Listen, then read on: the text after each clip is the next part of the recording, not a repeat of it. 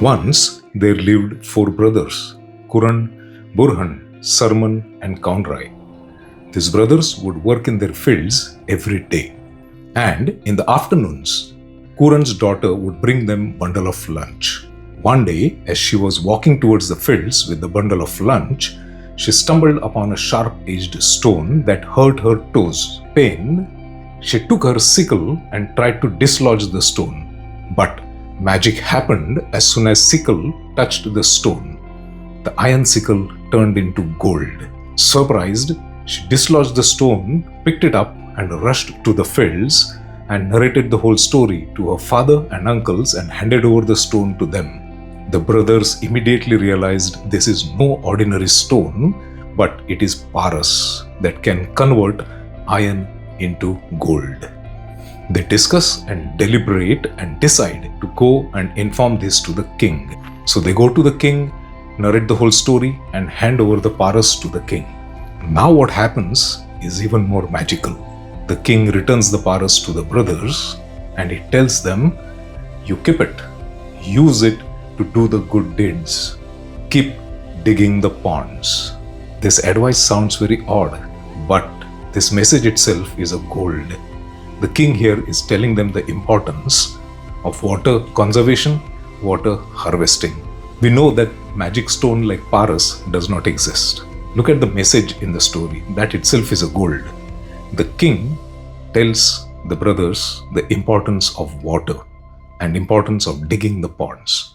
The story does not seem to be completely imaginary because in Patan region of Gujarat, where this story is supposed to have happened, there are lakes and ponds which are named after these brothers.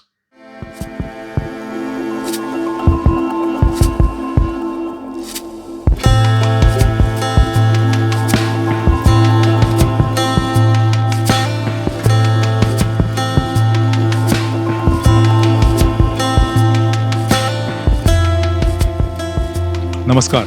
This amazing book, aajbhikharehaitalab, opens with the beautiful story that you just heard. A story with a great message from the king. Keep digging the ponds. Aajbhikharehaitalab means the ponds and lakes that were built centuries ago are still relevant. They are still in use, just like this lake that you see, which is centuries old, located in KHARE village, some 7 kilometers from Ponda town where I live, and 30 kilometers from our capital city, Panji. This book was written by Anupam Mishra ji. It is a result of his 8 years of deep research and survey that he undertook to study the rich tradition of lake building that was prevalent across our country since ancient times. This book is translated in 7 languages: Punjabi, Bengali, Gujarati, Marathi, Tamil, Urdu and English. I have English version too. The ponds are still relevant. The translation is done by Parvesh Sharma ji. The content of this book is absolutely mind-blowing. The contact details to purchase these 2 books is in the description. While reading this book, all the beautiful lakes and ponds that I've seen across Goa as I explored on my bicycle and motorbike kept flashing in my mind. And I realized that Goa too has a rich tradition of lake building because Goan terrain is studded with lakes and ponds. Just within the 15 kilometers radius of Ponda town where I live, there are nothing less than 22 ponds. I'm sure the number is higher than this, and a lot of these ponds are attached to the mandirs as well. In this video, which is inspired by this book, aajbhikharehaitalab, I'll be showcasing the ponds and lakes within 15 kilometers of Ponda and also some lakes from Kurtari village in South Goa. We will start the tour of beautiful lakes and ponds of Ponda with this lake that you see here right behind me. To tell us more about this lake in KHARE village, we have with us Chirag Kerkar. Chirag recently joined as a teacher in same higher secondary school where I teach, Goa Vidyaprasarak Mandal's SNJ Higher Secondary School located in Ponda. Chirag also has a special connection with the lake that you see behind me. What is that connection? What is the significance of this lake to the villages around is what Chirag is going to explain to us today. So here is my new colleague and new friend, Chirag Kerkar. Welcome, Chirag. Thank you. Namaste. So, Chirag, what is your connection with this lake? I was born and brought up here. So my whole childhood spent all around this village. So this lake specially used for irrigation purpose for our ward. We have kulagars For irrigation of that kulagar, we take this water for sprinkling. Okay. Sprinkling of the kulagar. Yes. Okay. Now you said this. What is this kulagar? Kulagar is a plantation around the houses. Hmm. What is kulagar exactly? I will tell you after going there. So we Okay. will go on tour. Hmm. I will explain you all the irrigation system, everything. I will explain you properly. Okay. Fantastic. And roughly, how old must be this lake? This lake must be centuries ago. Maybe Okay. my great and great grandfathers. Since then. Since Okay. then it is there. Okay. So it is said that when people develop this kulagar, Hmm. from that time this lake is there. Okay. Since the village was formed, actually. Yes. So centuries old lake is right behind us here. The beautiful lake of Arla, KHARE.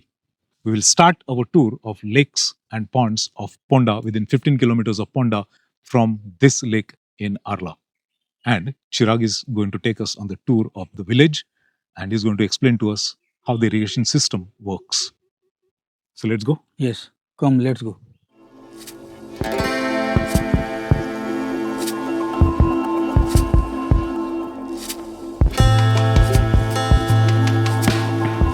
Where are we going, Chirag? We are going to Band there. So Band I will show you what is there. Okay, so you're going to show us how the bandh functions. That is a part of the irrigation system, right? There is part of this lake only.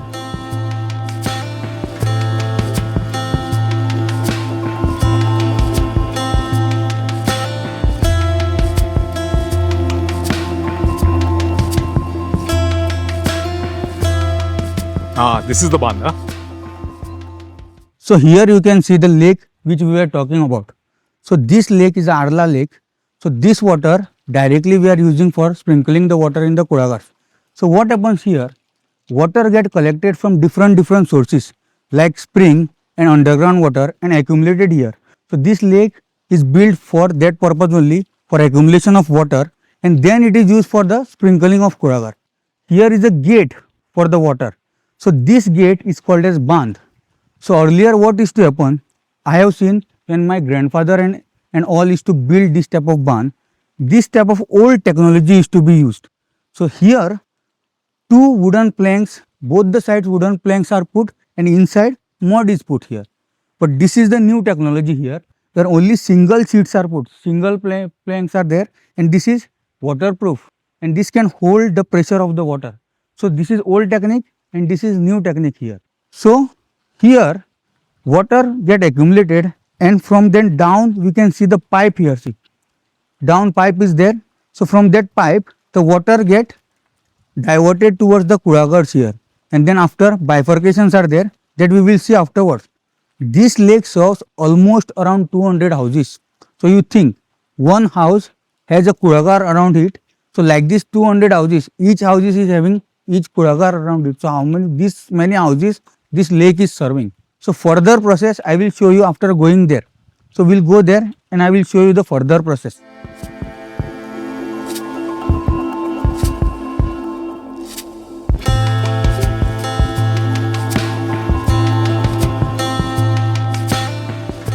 So Chirag just showed us what bandh is and he explained us the system, how the bandh functions, the gates of the bandh. And now, before we proceed further into the kulagar where he explains us kulagar, I just want to read one passage from chapter number 1. The chapter number 1 of this book is called The History Perched on the Banks of Ponds. The story that you heard in the beginning is from the same chapter. The chapter begins with this story and there is one more interesting passage here. I would just like to read. A study into the southern states reveals that about 100 years prior to independence, 53,000 ponds were counted in Madras Presidency. 53,000 ponds. In 1885, the 14 districts were doing well with 43,000 ponds. Similarly, in the phase of neglect in Mysore, about 39,000 ponds were serving the people in one way or the other by 1980s. Look at these numbers, just amazing numbers, thousands of ponds in just few places in south of India. So again here, I want to stress that Goa is also studded with numerous lakes all across its landscape. So now let us move on to the kulagar and try to understand the irrigation system. Chirag is going to explain that to us. Where are you taking us next, Chirag? So next I will show you how these sections are divided, water from water lake, how that water is taken and sections are divided. The distribution, you mean? Yeah.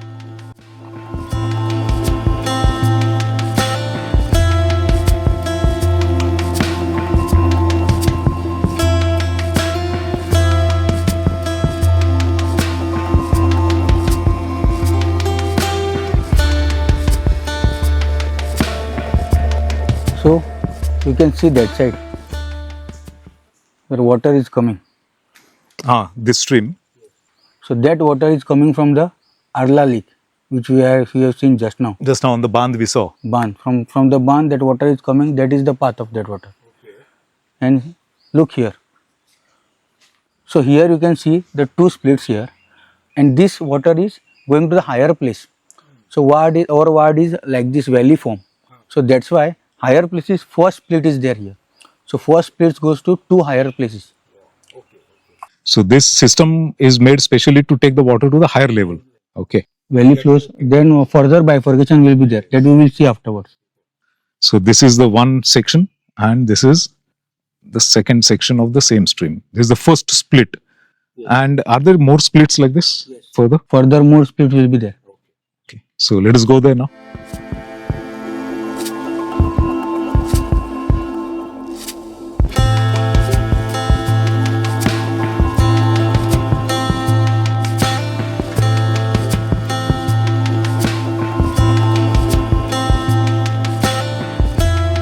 It was a nice, beautiful walk from the lake till this point.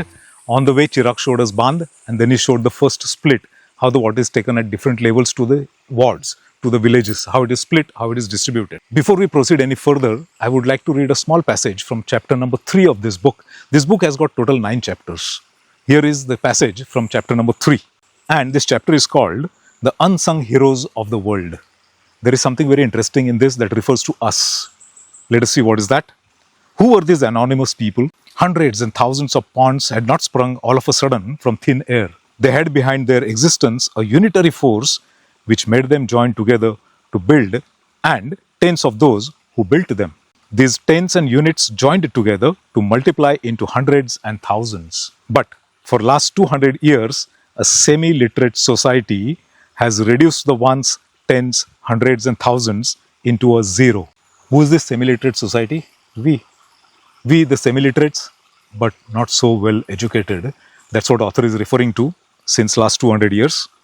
This new society was not eager enough to know as to who used to construct ponds in so large numbers in earlier times. It has not bothered to evaluate the mega task with even its own yardstick evolved through IITs and civil engineering colleges. Had this been done, it would at least have tried to explore the IIT of the Yor. Where was it situated? Who was its director? What was its budget? How many civil engineers did it produce? These questions would certainly have created a quest in the modern society, but it treated all this as bygone phenomenon. We just ignored this activity of lake building. The educated technocrats made tall claims and promises to solve the crisis of water through novel techniques. What to speak of villages and towns, the whistling sound emanating from municipal taps of big cities is enough to ridicule the claims and promises made by the techno administration. So this is our plight since past 200 years. This is the modern educated class. I also belong to the same class. We just have the bookish knowledge. We actually do not understand our traditions that are still serving us, like these lakes, like the lake we just saw, and like more lakes that you're going to see, the lakes across Ponda. So now let us move further into Kulagar and listen to Chirag.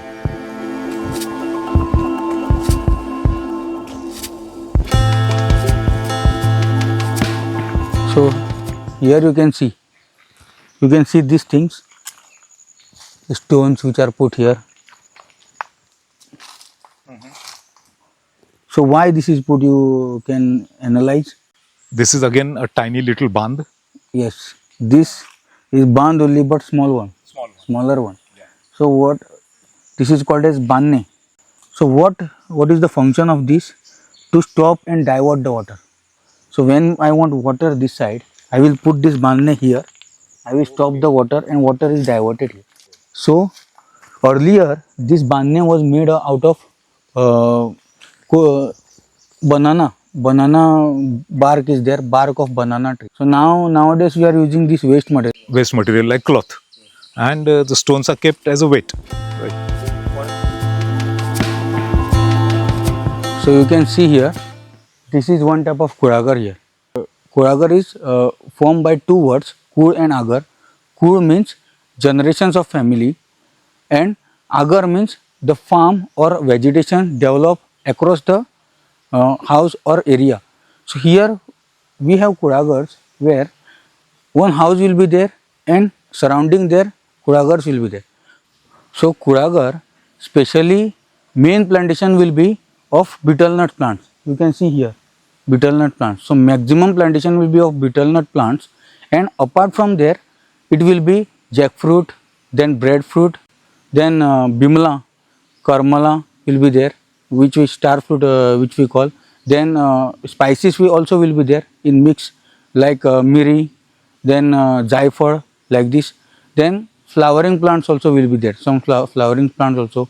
Along with that we have mango and other types of fruits also will be there, like peru, guava. So everything will be there like this. So major plantation will be of betel nuts only. Yes.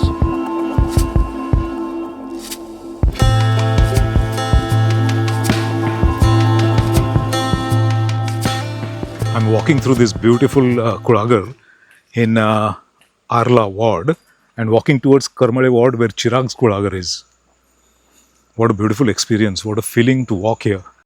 Generations of generations have developed this kulagar. You can see one house there and surrounded by its own kulagar. As Chirag explained, every house has its own mixed plantation.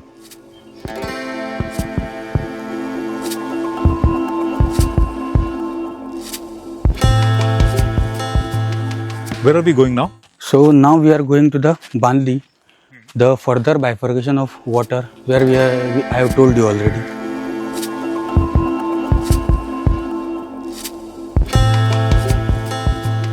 Yes. So this place is called as Bandli. So I have already told you that our ward is this. This is, we are already inside the Karmale ward here. So Karmale ward is divided into two parts. Inside valley is there. So that water comes from the Arla lake only here directly, and some groundwater mixed with that. That's why so much of water is seen. So here what happens? Here we block and we divert from the pipe is there. Inside pipe is there. Here. It will be not seen here, but water way we can see how water is going inside. So from here somewhere down is the pipe. Pipe is there, and then it is diverted to the kulagar.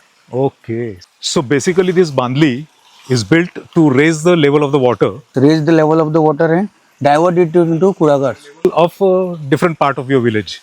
Wow. So further there, if you go further, like this, one more Bandli is there for upper part of the region. Yeah. Simple and beautiful technology, right?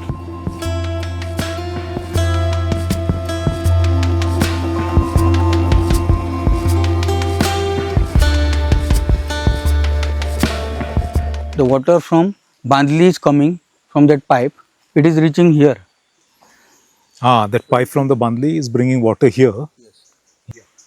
And then it is going from this part. This is called as part. Part means canal. Part is Konkani word for canal. So you can see there, depression part, big. Oh yes. So here what happens? Sometimes the flow of water is not constant. The upside, we have seen the different levels, the different bifurcation. If everyone take water from that area, down water is less here. So we can't sufficiently use water for sprinkling. On that time when water is less, we store it here in this type of depression. This it is called as Ushan.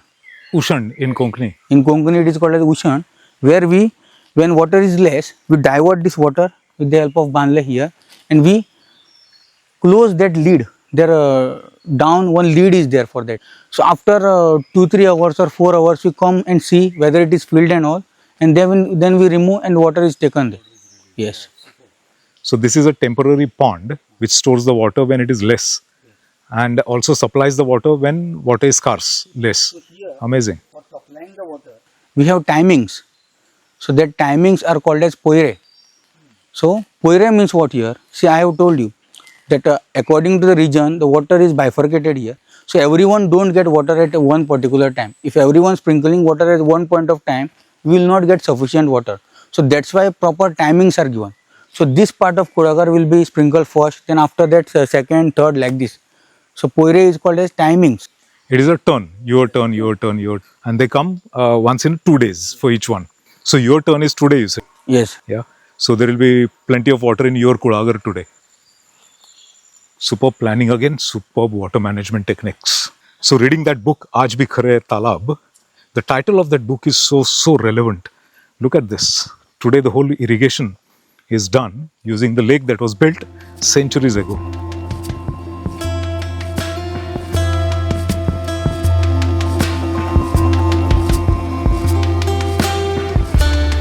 This is my kulagar. Oh, you have reached to your kulagar already. So your house is also here? Yes, house is there only in kulagar. So here you can see the water we are taking, and directly it is diverted to the kulagar. So this is the main stream that comes from the lake that we saw. Okay. So this is Chirag's kulagar. You can see, beautiful. You can see supari, the betel nut or areca nut. And you can see Chirag's house down there. So we'll see first here diversion of water. So this is the main inlet into your kulagar, the water from Arla lake. Okay. And then it flows like this and circulates through kulagar.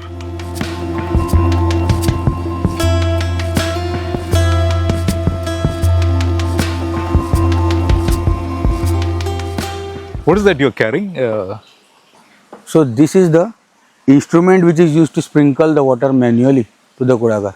So nowadays sprinkler and everything has come, but from earlier times we are using these instruments. So this is made up of wood and this is made up of fiber. So nowadays this wood which is used for making this is cashew nut wood. So cashew nut wood is rare, so that's why we are now using fiber here. So this instrument is called as kalle. Kalle. Yes, you can see this old one,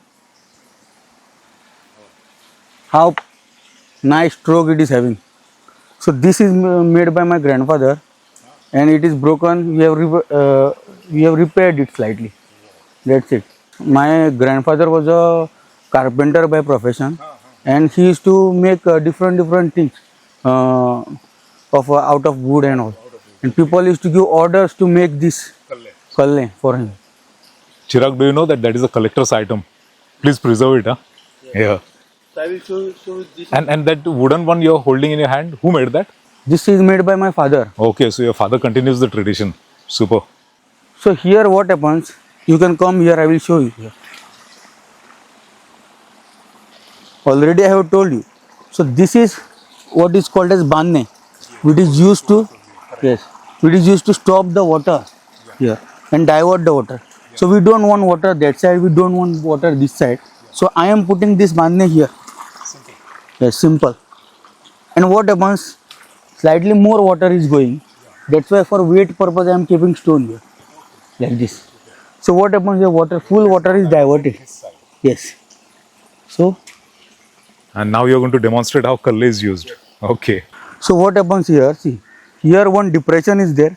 You can see depression at each point here. Okay. One depression, second depression, third depression. Yes. More water. So this is called as part. I have already told you that this is called as part. But this, yes, part is a stream. But this depression, what is there, is called as phoni. Phoni. Phoni. Phoni means you can see a hole only, one type of hole only. Correct. So why it is used here? To properly sprinkle the water, we need that much amount of water around us. So like this much amount of water should be there. If you sprinkle from here, water will not come properly. Less water will come. So that's why here what will happen, because of depression, water will come properly. So we have to start from first one here. We have to start sprinkling from here. See, properly we have to sprinkle like this. Yes, this needs practice also. I can sprinkle wherever I want. If I want far away also, I can sprinkle like that. Yes, stroke. Stroke means proper water is coming inside. So here what happens, see, after that is finished, I am moving to this. So like this, I will sprinkle.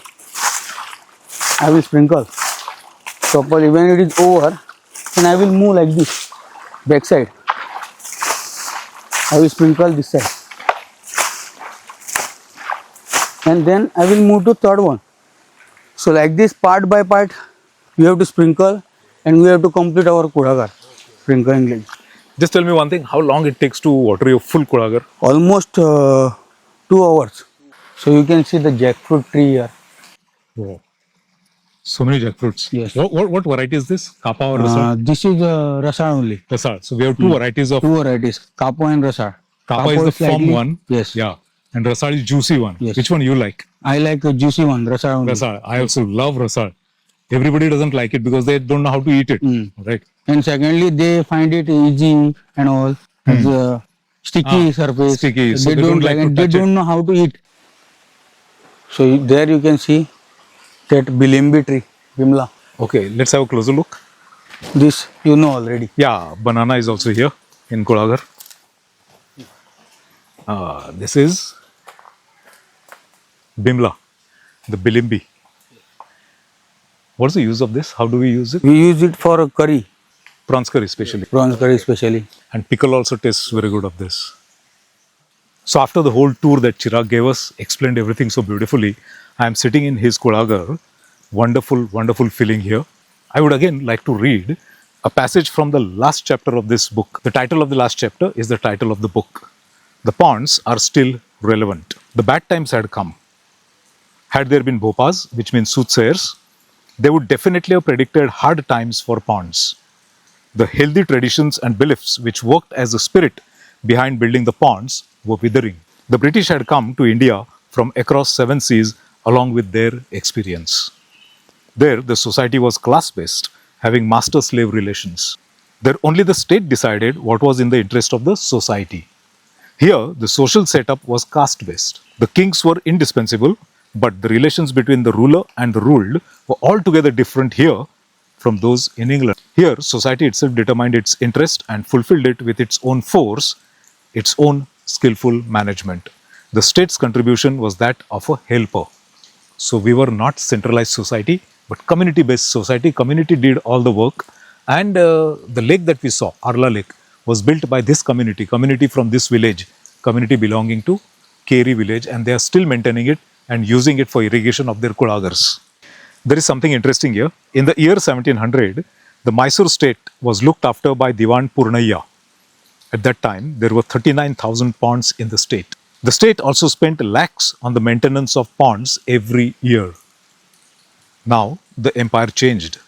The British came. First of all, they stopped this extravagance, and in 1731, the state fund earmarked for maintenance of ponds was halved. For the next 32 years, the society kept covering the miserliness of the state with its own generosity. Since the ponds belonged to people, so even despite curtailment in the state aid and also cessation at times, the society kept maintaining them. The years-old memories do not fade out so easily. But then, 32 years later, PWD department was made for the first time in 1763, birth of PWD. With the result that all the ponds were grabbed from the people and handed over to PWD. I don't have to say anything more about what must have happened later. Now, there was one more interesting thing that I read in this book is from south of India, Eri Varyam. I hope I am pronouncing this properly. Eri Varyam, you can see the spelling here. Eri Varyam. Eri means pond, Varyam means committee. So, Eri Varyam was the committee formed for maintenance of lakes in the village. And this particular tradition was started by Pallava dynasty. Pallava dynasty ruled Tamil Nadu from 3rd century to 9th century. So we have this lake building tradition at least from 3rd century. History tells us that. And over the period, we saw there were invasions. Our country was invaded for centuries. There was plunder, loot, destruction. Later, Britishers colonized. And the result was these lakes disappeared. But I read something very heartening on the internet recently as I was researching for this video.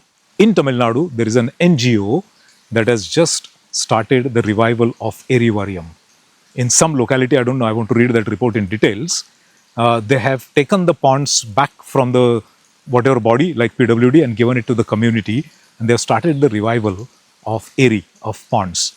Superb, fantastic thing that is happening. Also, I saw recently a video by a very famous YouTuber and environmental activist from Konkan region, Prasad Gowde. He is known by the name Konkani Ranmanus, and he has got a YouTube channel by the same name. I saw his video where they revived one pond which was lost. Mud was filled in it and it was totally lost. It was somewhere in the jungle. So about 100 volunteers from his village dug it up again, and what they saw to their utter surprise was the spring water just came up in the lake and lake filled up in no time. So we also need to do something actively. We will have to pay attention to these lost lakes, and by volunteering work, we will have to revive this because water is becoming scarcer and scarcer. Somebody has said that one day a war will be fought over the water. Right now in India also we see various states fighting for water resources. Our ancestors had done some fantastic job of water harvesting and its management. So lot of stuff in this book to read and learn from.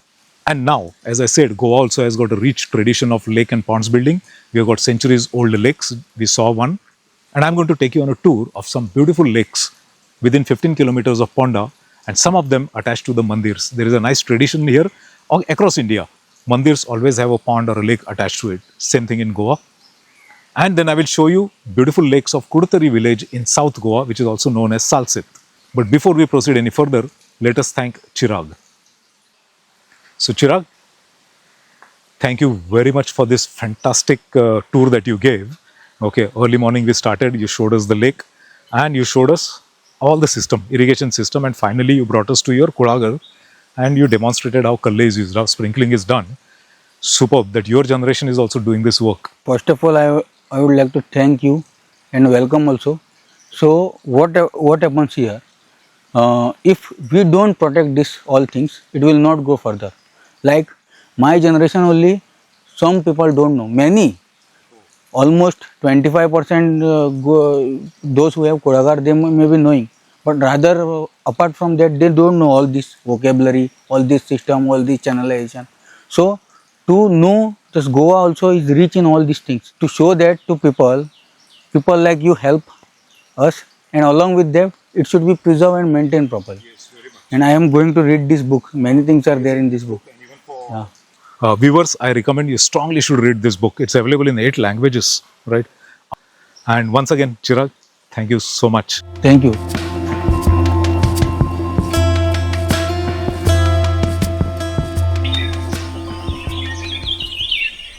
This is Pachmi Lake in Khandepar village. This is some 6 or 7 kilometers from central Ponda.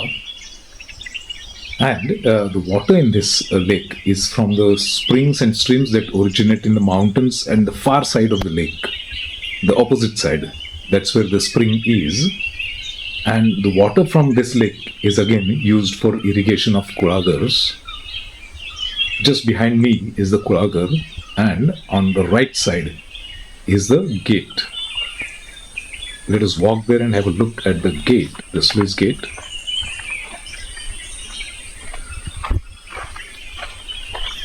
Here is the sluice gate.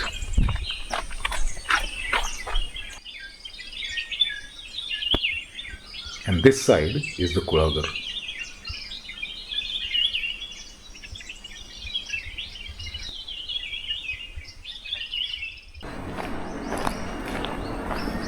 I am walking through cashew plantation on the hill slope in Kone ward of Priol village. I have come here to show you one more beautiful pond that is in the valley, and you can see the water already. This place is about 3 to 4 kilometers from Ponda town, and we, when I say we, me and my classmates who studied in a college, PS college, which is just a kilometer from here, have some very good connection with this particular pond. I will share what that connection is, but first let me walk to the bandh or embankment of this pond. Here I am on the embankment that has created this beautiful pond.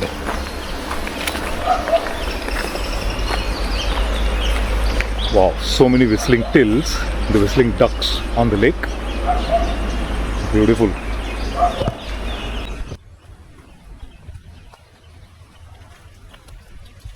Here's the gate that blocks the water and creates the reservoir by collecting the water.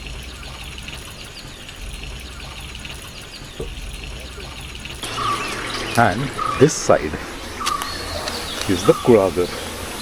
We already seen what is kulagar. Chirag explained to us what kulagar is. And this reservoir is used for irrigation of these kulagars. There are many in this region, Priol region. Now let me share our connection from student days. Halfway on that hill is Ponda Panji highway. You can hear the vehicles. There, lot many vehicles are passing by. Right now it's very busy highway. In mid-90s, that whole highway was getting broadened and they had done hill cutting. And there was a threat of all that loose mud flowing into this pond with rain water. So as students, we thought we need to do something about it. Else that mud will completely destroy this particular lake or pond. So what we did was, on Sundays and holidays, we would come to that stretch, collect all the loose lateritic boulders and construct bands, that is the blocks in line, wherever we thought water would flow down into the pond, with the objective that the stones, the rocks, will block the mud but still allow the water to filter through into this pond. I don't know how much that helped, but we did our bit back then in mid-90s. And in the year 2020 or 2021, the Goa State Wetland Authority recommended to Goa government to declare this as protected wetland area. And it is heartening to know that in 2023, this is declared as protected wetland area. Superb.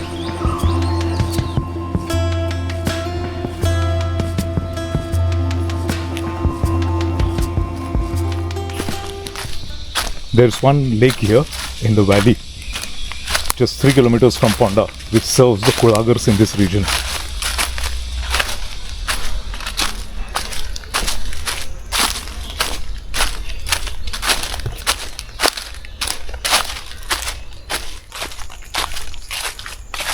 There are many such springs here that fill up the lake that we are going to see now. The lake is called Vaavs. Tale means lake. Vaag refers to leopard. Look at the jungle around. That was quite a walk downhill through the forested area, and here is the lake. Vaavs.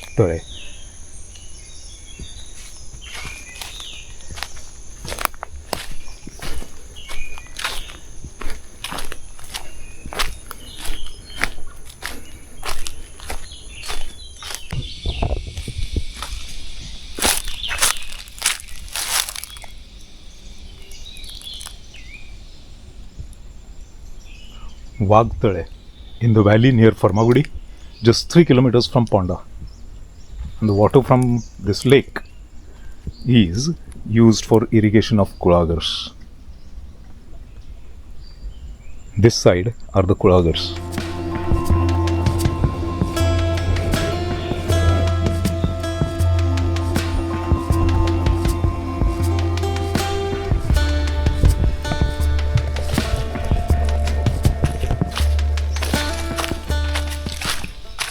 So the water from the main Vaavs or that big lake comes here and is stored here in a small pond.